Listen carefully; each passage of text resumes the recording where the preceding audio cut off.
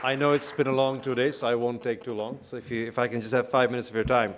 I would like to start, before people start leaving the room, by once again thanking some of the people who worked tirelessly for the last 6 months to make this a successful event, which I hope you will agree it has been. Let me start by thanking Lorraine Toohill and her marketing team.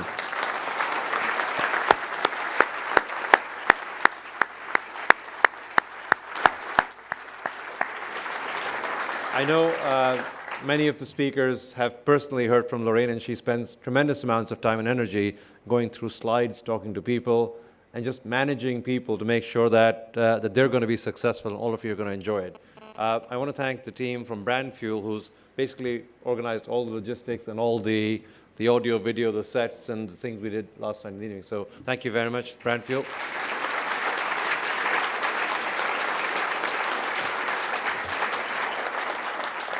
I would like to thank the Grove for their continued hospitality and the wonderful food and the wonderful service and the great rooms. Thank you very much to the Grove.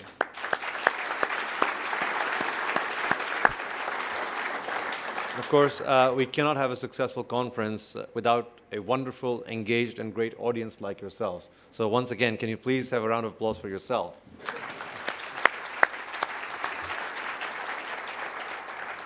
I know somebody asked me yesterday, how do you keep going on? At 2 o'clock in the morning, I was still going on. And I went to one of those team building events you go to with your teams a few weeks ago. And we did this exercise with each other, which is about what is your personality and what color are you? I don't know if any of you have done this in the room. It's sort of MBTI for idiots. So I'm sure you know what Myers-Briggs is. It has 4 variables, it has 2. And somebody told me what my color was. And we had this whole conversation around there are certain activities which all of us like to do, and there's certain activities which all of us have to do as part of our responsibilities, whether it's at home or at work. And usually the activities we like to do give us more energy. And usually activities which we don't like to do, like sometimes called grocery shopping in my case, or something like that, they drain you. So I find activities like this invigorate me. They give me more energy, being around really smart people and making sure everybody has a good time. So I hope all of you are feeling invigorated from this event and has been draining. Perhaps the people who felt it was draining have already left. So I see a few empty chairs. But I think what's fascinating is over the last 2 days, people have stopped me, especially on Sunday night, saying, what a fantastic event. And I really appreciate that when you tell me that on Sunday night, because that means we can claim success and go home. But more importantly, many of you stopped me yesterday and during the day and said, hey, thanks for a great event. And you gave me very honest and direct feedback about the various sessions. And what is fascinating is literally for almost all of our sessions, I heard people loved it and I heard some people didn't like it. And that is what Zeitgeist is about. It is about stimulating you to think. It is about having you think about what you thought about what they said. Perhaps in some cases you will agree, and perhaps in some cases you will disagree. In some cases you had great ideas about how we could improve it. We hope that our aim at Zeitgeist is not to come and prescribe any solutions. I don't think any of the business leaders or thought leaders who are here are capable of prescribing anything to the people in the audience, because I think all of us are business leaders and thought leaders in our own right. The whole idea of Zeitgeist is to stimulate thought, not just for today, not just for yesterday, but hopefully for the next 12 months until we can have you come back here again. I found it very interesting, and I have a few notes which I took while running in and out. I realized Lord Mandelson seems to have something against the Daily Telegraph, where he wanted to block or retrieve all the newspapers until Nancy was very kind enough to call him on it. I did learn that Hans Rosling recommends that you try and get up the Google lists by typing sex, money, and health. Please don't try that at home. Franco Burnaby actually was advised to look at Enron as a role model. We all know what happened to Enron. My favorite quote from yesterday was when Nassim Taleb and Ian Bremmer were talking, and when they said, Americans seem to have a new yearning for authoritarianism. And I was sitting next to Prince Felipe of Spain, and I said, maybe this is another chance for monarchy to come back. He didn't quite think that's the kind of monarchy that America was looking for. Of course, we heard from His Royal Highness Prince Haakon, and I would like to stop here for a second and give him the Special Speaker and Best Attendee Award for 2009, Prince Haakon.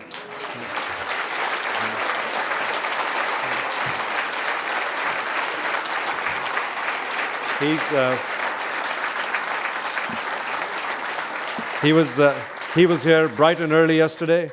He was there until 2 a.m. with me at the Google party. He was here bright and early this morning, and I've seen him sit here diligently and listen carefully to all the people. And I think that's fantastic. So thank you very much for doing that. Appreciate it. Yeah.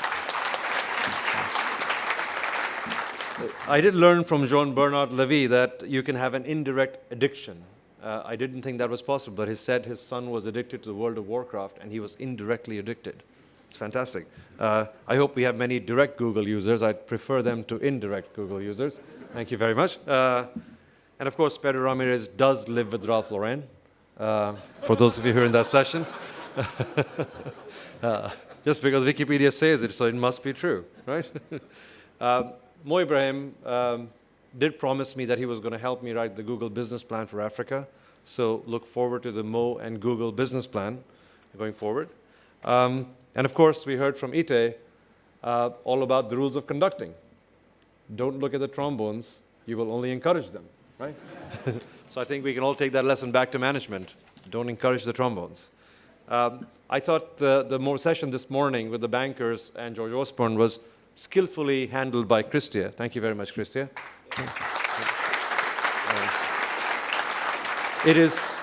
It is rare to see a banker express gratitude to the government. But we saw that this morning.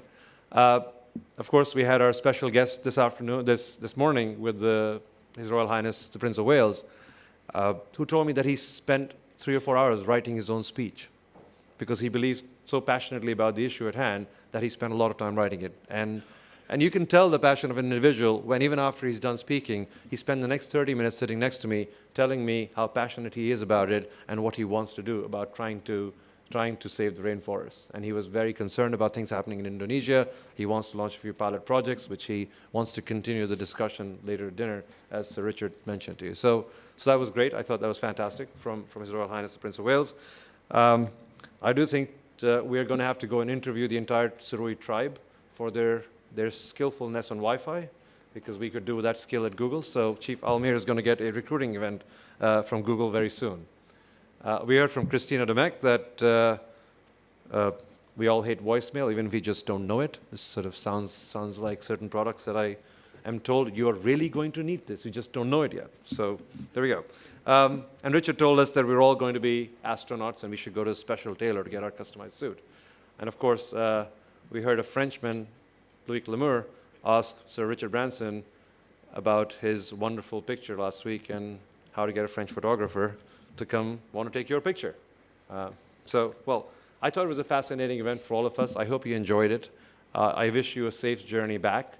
I know some of you know that I am most likely moving to go live in California, but I promise you I will be back always here for our Zeitgeist and hope to see all of you at our future Zeitgeist. Thank you very much for your participation.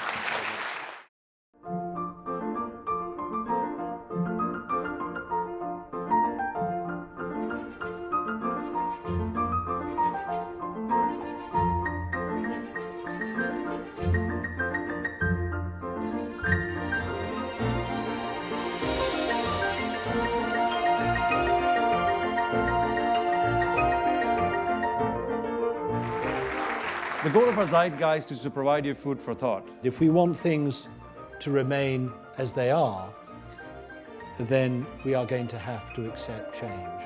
They managed to get malaria down and they got independence. They started to grow their economy and they invested in social goods also, and they had healthcare. And we never thought this would happen, that they would catch up with us and they would eventually win over Sweden.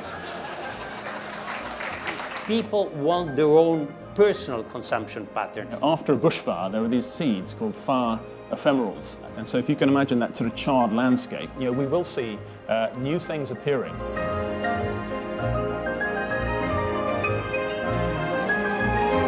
The world has become less predictable because of complexity. And then we continue trying to predict the future, not realizing that events that are dominating the world today were not predictable. I live in New York. We used to think that was the financial capital of the world. It's no longer the financial capital of the United States. Washington is. From the North American point of Alaska or Canada down to Patagonia and Europe, in that triangle you can concentrate about 62% of global GDP. That has to mean something. Our grandkids are going to come and they're going to visit us, and they're going to ask, what did you do to the major challenges of your time? Greetings, this is Richard Garriott, flying aboard the International Space Station. The view is spectacular from here in orbit, and in one day I can look down on all of you without seeing the borders that separate you. We really do have much more in common than what separates us.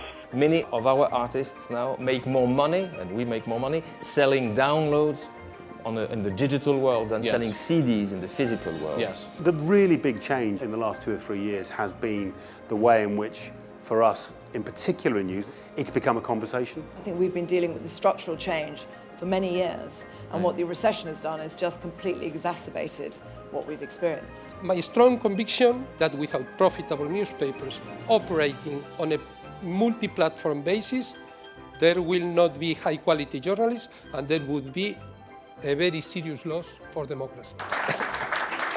Well, my advice would be to make paths where people walk. Don't try and encourage people to walk in ways where they don't want to go. Be led by what people want to do. And is that a gentle way of saying that it may well be that people want to consume by the article, or heck, let's look ahead 5 years, by the paragraph? There is a sense that with power comes responsibility. And the corporate sector has huge power. The fact is, corruption is a zero-sum game. You have a corrupt politician, you have a corrupt businessman or businesswoman. It has to work like that because politicians don't corrupt themselves. Somebody pays the checks. Finally, you can get to a point where conducting becomes something else. I call it doing by not doing.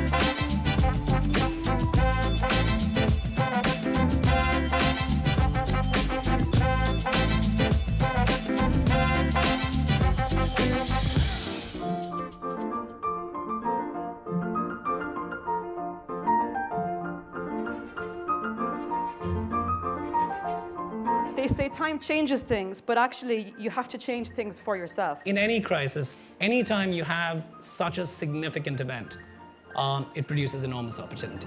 Well, there was a brief period when the bankers took over that coveted #1 spot of being public enemy #1, but British politicians have made a determined effort in the last 2 weeks to get that coveted place back. Boring is the new sexy in banking right now, isn't it? We must recognize that we cannot continue without nature's support. We cannot have capitalism without capital, nature's capital. Eu acho que várias. There are many things that people can learn everywhere. First of all, that what they can learn is to respect the forest as another human being on this planet. Respeitar a floresta. For me, it was a real shocker in high school when a NASA doctor told me that your bad eyesight means you will never be selected as a NASA astronaut. After kind of getting over that depression, I said, well, look, who are they to tell me whether I'm allowed to go to space or not? If NASA's not going to let me go with NASA, I'll just have to make my own space program. We actually give you a product that's useful. For the very first time, I'll reliably convert any audio file into text over and over and over and over again. For me, it's really about tackling a big enough problem to make it interesting enough. In December last year, we would have sold over 20 million bits of virtual Christmas decoration inside the game. And does that expire after Christmas, so they buy it again the next year, or they can put it in the attic? No, we would probably launch new items next year. You don't want to be caught wearing last year's Christmas hat. Absolutely not. You wouldn't. You wouldn't mean it. Good thinking. Yes. The consumer has always been in control. We haven't always recognized that, but these new tools make it easier and faster for them to remind us. People have just been like putting themselves up at the moment on this. Look at me, look at me, look at me. But there's a movement if you can get together. And I think every company has to ask itself, are you a company that society wants to exist? There's a wonderful African quote, which is, if you want to go fast, go alone. If you want to go far, go together. There's an old joke in classical music. How do you get to Carnegie Hall? Practice, practice, practice. The example here is, how do you get to Carnegie Hall? Upload, upload, upload. I thought that I would consult my my individual portable information device, what I call the iPod that I brought with me here. And I find it incredibly useful in helping me find things that I didn't know that I was looking for. I still think that the candidate who has the clearest set of messages, who has the best organisation, the best communication skills, is the one that is likeliest to win. Have things moved away from the institutions that we used to have into something else? I still think that what you've got there, a newspaper, is still the thing that we trust the most. Let's have a vision to try to be carbon neutral in the next 10 years. Let's take the UK as an example. Let's get out there and take on Greenpeace and say to them, nuclear energy, cleaner, it's done less damage to the world than almost any other fuel. And I think you showed the power of slightly more mature people to have more common sense. Is that what I have become to you after all our years together? The more mature partner. So I find activities like this invigorate me. They give me more energy, being around really smart people and making sure everybody has a good time.